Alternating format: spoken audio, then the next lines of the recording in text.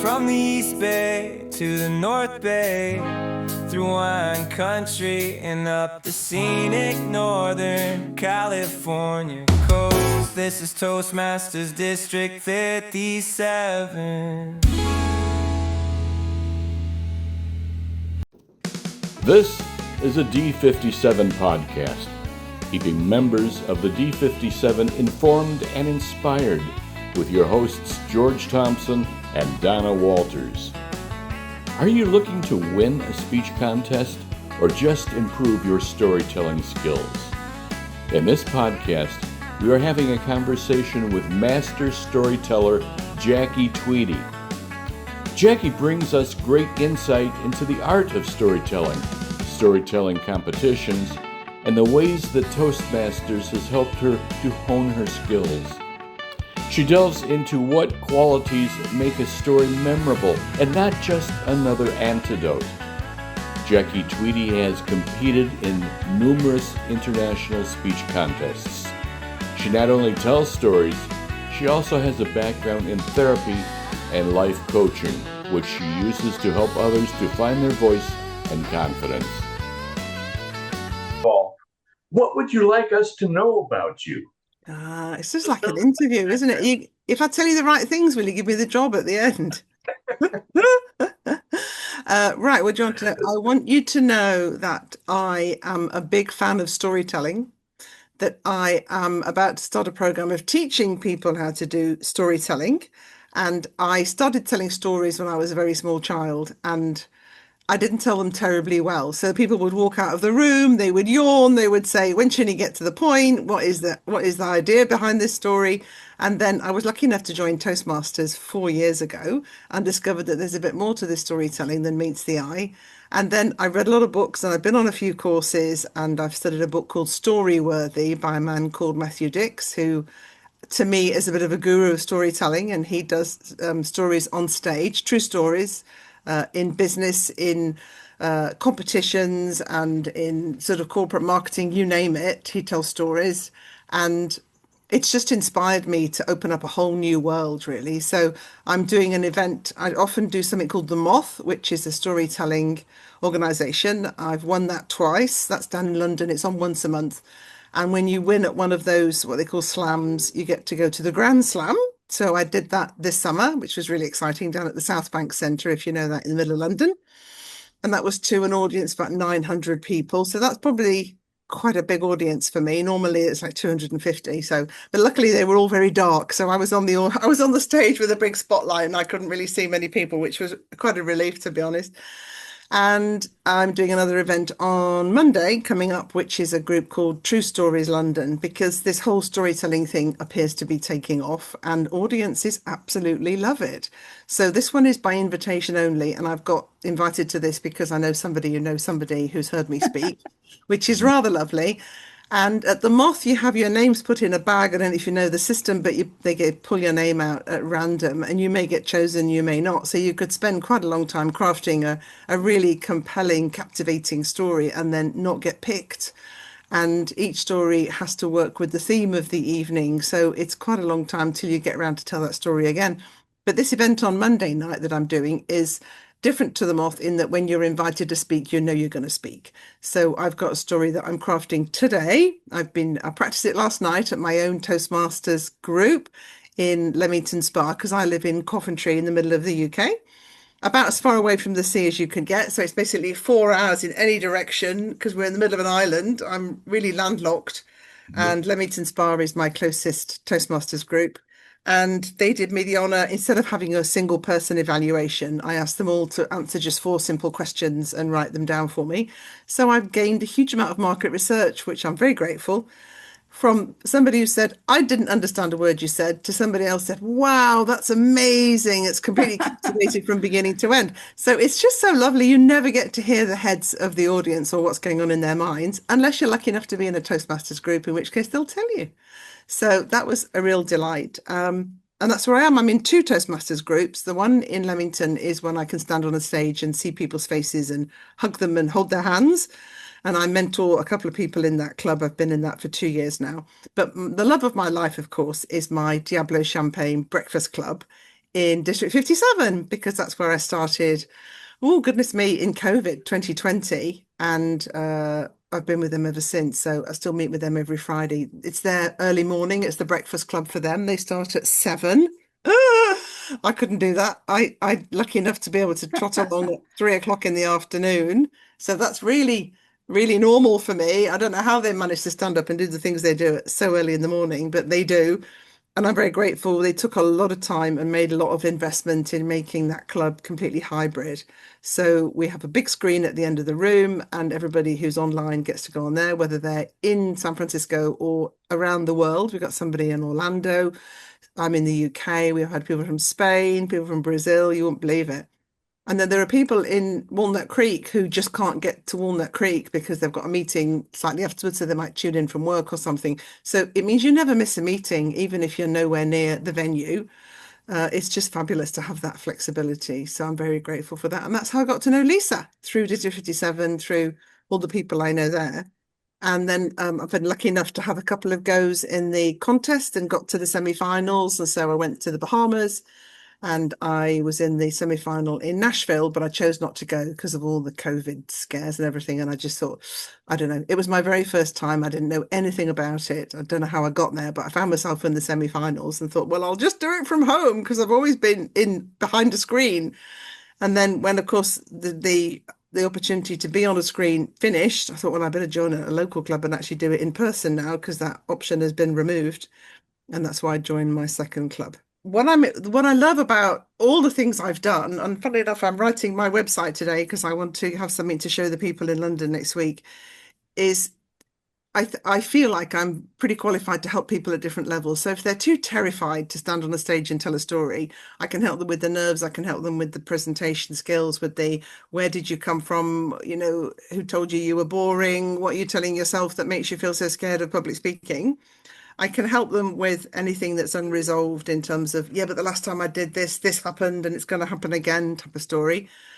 And then a lot of people don't believe that they have any stories worth telling, that everybody else's stories are much more impressive. So that's a lot about self-esteem and about listening to that inner critic that says, oh, yeah, but someone else is better than you, to bringing out the value and the benefit, because I think everybody has stories worth listening to. And the third part is people would say, I have no stories, I can't tell them, and nobody wants to listen. Well, my message is you have got stories, plenty of them. People do want to listen, but you need to make them interesting. You can't just say, well, this happened and then this happened and then this happened and we're all going to sleep under the table. I think we all have our war stories or our last vacation, but to learn how to make that something interesting to other people. Exactly. So, And the way we do that is it has to contain an element of change. If a story does not have an element of change, it's not a story, it's just an anecdote that this thing happened and it was either amusing or devastating or heartbreaking or whatever, doesn't matter. It was just something that happened. That's not a story. That's what I call an anecdote. And a story has to be an example of change. So I used to think this, then this happened, and now I think this. Or I used to be like this, and then this happened, and it changed me, and now I'm like this. So that's what we have to draw out of the story, because that's what helps to connect with people and help them to learn and benefit from the story. Jackie, this is what is called evaluation. When you hear the story, when you hear someone's evaluation in Toastmasters is quite important as to how to tell people how they can better themselves. How has Toastmasters helped you with your evaluation skills? Enormously, because I adore evaluating now. And I think it's made me a much better speaker.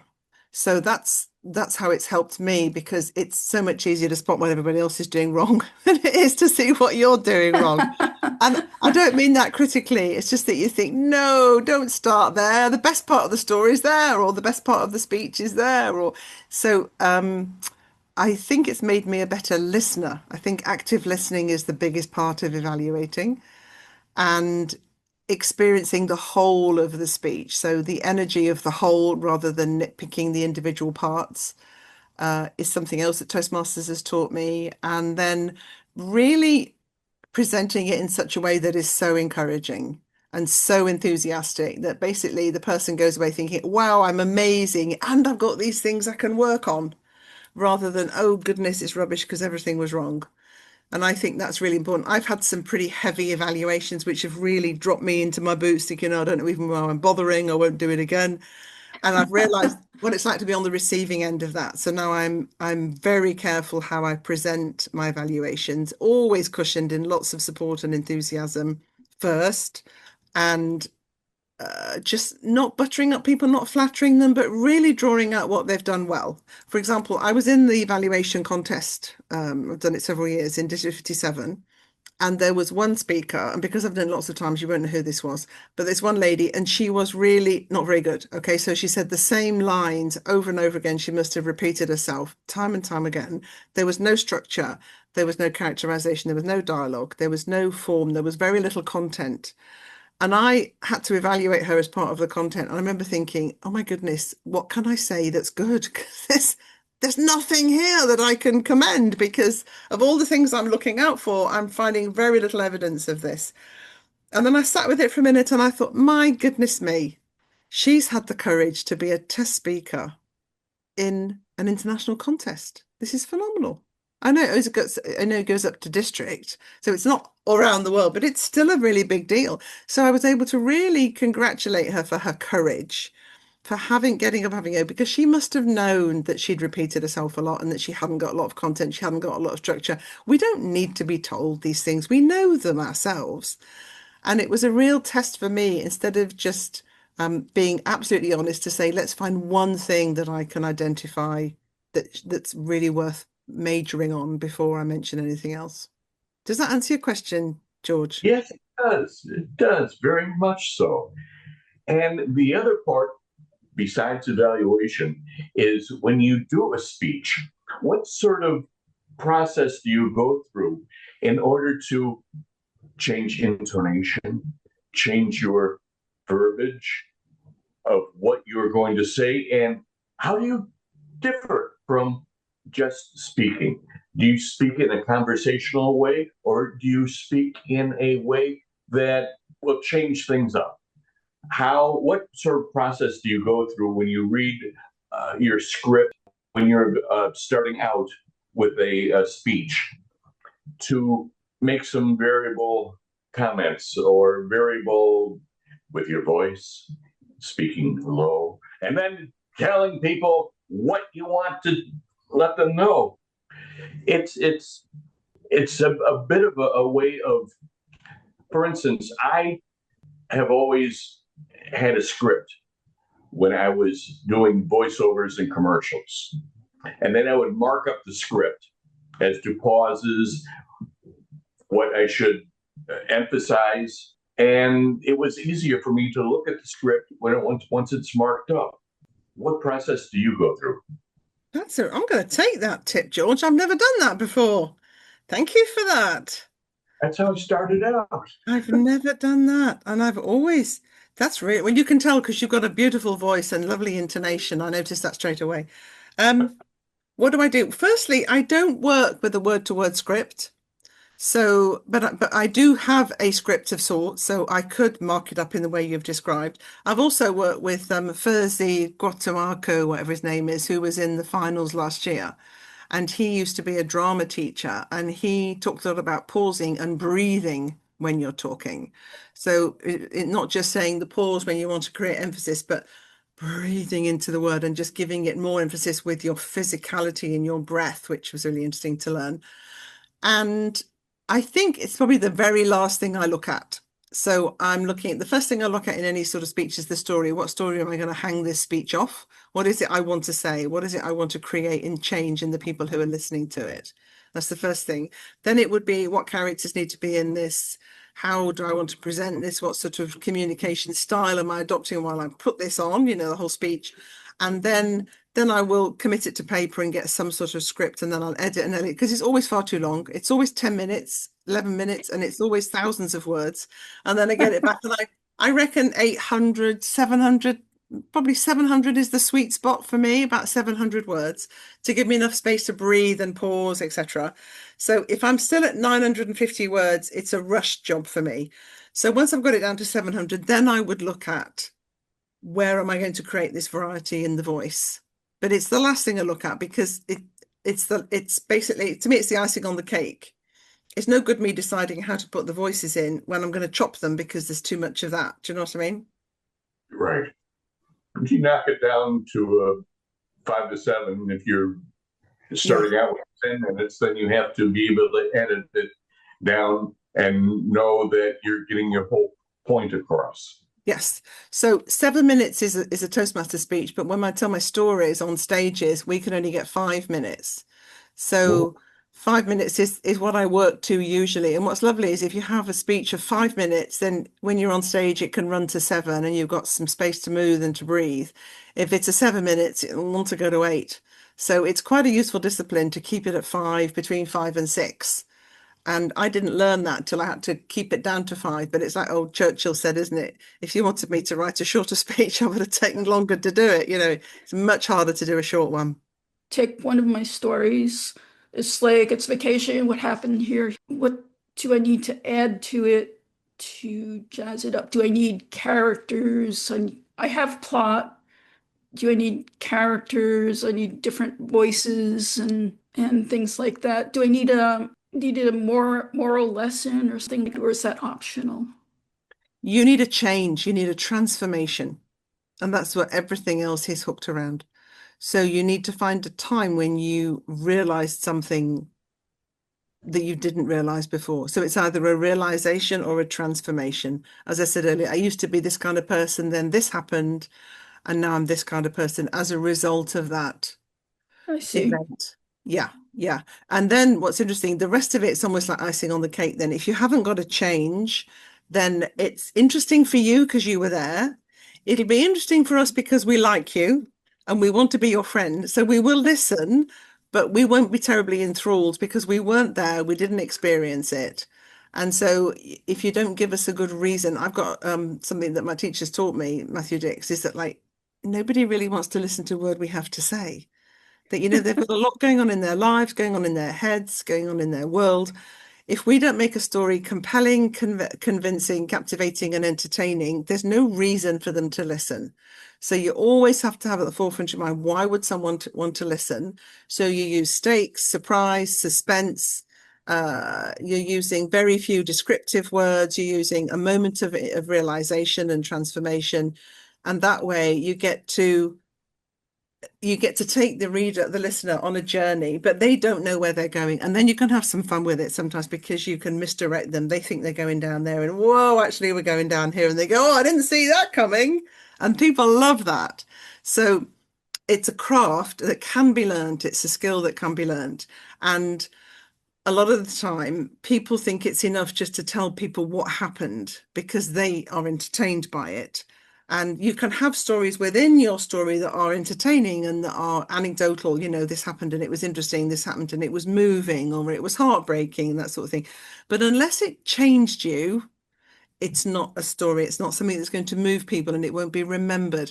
Because when you hear a story like that, your body is flooded with different hormones, and those hormones allow you to impact different parts of your brain that remembers more and focuses on those specific details. So I can remember all of the stories I've heard at these events. I've been down in London. Every time I go, I hear 10 stories. I come back on the train the next day and I get a pen and paper and I can tell you the details of 10 stories the next day without having made a single note, because they've gone into my body because they're presented in such a way that they've either moved me, or they've taught me something, or they've shown me something, or I've related to the person and how they've changed, and that's happened to me, or I'd like it to happen to me.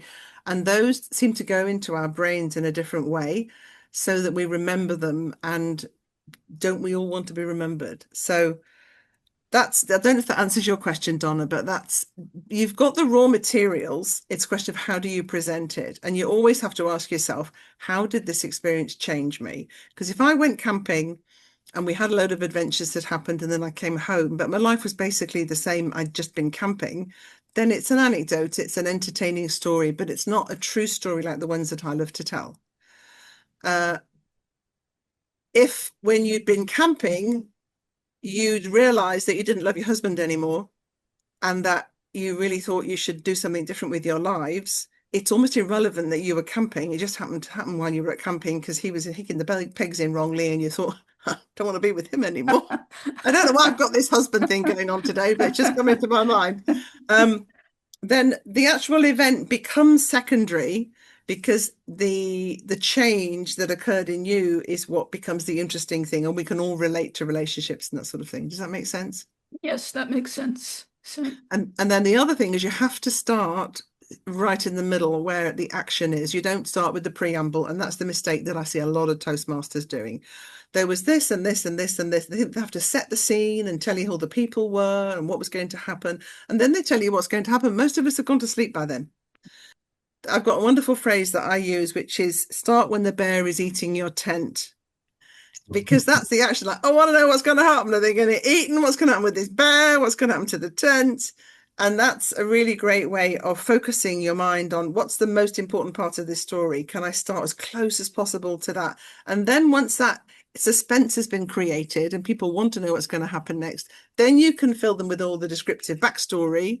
Oh, this is why we've gone camping and this is where we went and this is what's happening, because you've already got them in the palm of your hand rather than giving them the description first. Because I teach this now. As I say, I've taught some workshops to Toastmasters, and I always say telling a story is a bit like getting in an aeroplane. It's like an aeroplane, and you're going to take your listeners on a really exciting journey, and you're going to take it to a wonderful destination, because that's the result. That's the message you want them to take away. What we call the call to action in Toastmasters. The challenge is if you don't get them on the plane, it doesn't matter how nice the destination is. If they're not on your plane, then they're not going to get there. Can you hear the rain? So how you start and how you finish are really critical. And that's what I want people to learn is the mechanics of how you craft a story, because it does make a big difference. Very good. What do you see for the future? Do you have any projects coming up, or what do you see with storytelling and Toastmasters coming up in the future? Good question. I have recently been drawn to older people and helping them to capture their stories while you still can. So I looked after my mum who had dementia for 8 years, and I left it too late to do that for her because she couldn't remember anymore. And what's interesting is there are lots of things now that I would love to have asked her that even though she was still alive, I couldn't ask her. And I think a lot of people now are much more aware of Alzheimer's, of dementia and things like that. And I love the idea of being able to sit down with families and saying, so what are the stories you never told? What happened to you that you may never have shared? And how can we capture those stories? And can it be written down? Can it be a book of photographs? Can it be a discussion? Can it be recorded as an audio or a video? Just so that families have that, because my age group now are finding that their parents are all passing on. And then I went to a funeral, my cousin's funeral, and I was sat there and we didn't see them very often because they lived a long way away from us. And I said to them, so how did your parents meet? And they said, we don't know. We never asked. And I was just astonished that they'd never asked. And they said, we don't know. And I thought, well, no one's going to know now because they're both dead and nobody ever asked them. And to me, that was a little bit heartbreaking. I just thought, wouldn't it be nice to know some of the details of your parents' lives before they had you? What were they like? So I don't know what to do with that yet, George, but there's a part of me is quite interested in following that up. There's a lot of companies in the UK that are doing that now, where they're interviewing people and then they get ghostwriters to write a bit of a memoir and that sort of thing. And I'm looking at seeing what they do in terms of work, whether I could get involved with some of them, because it's quite a big job. It would be quite hard to do on my own. But it's something that I'm interested in doing. I know one of my sons wanted to do that with me and my wife. And I think he also wanted to do that with my grandmother. I always wanted to, now, 20, 50 years later, I would have wanted to do that with my grandfather, to find out about one of our Toastmasters groups is doing family tree work. And I would have loved to find out about my grandfather, who was born in this country, but my great-grandfather was from Norway. And find out about what was it like back then when he was younger.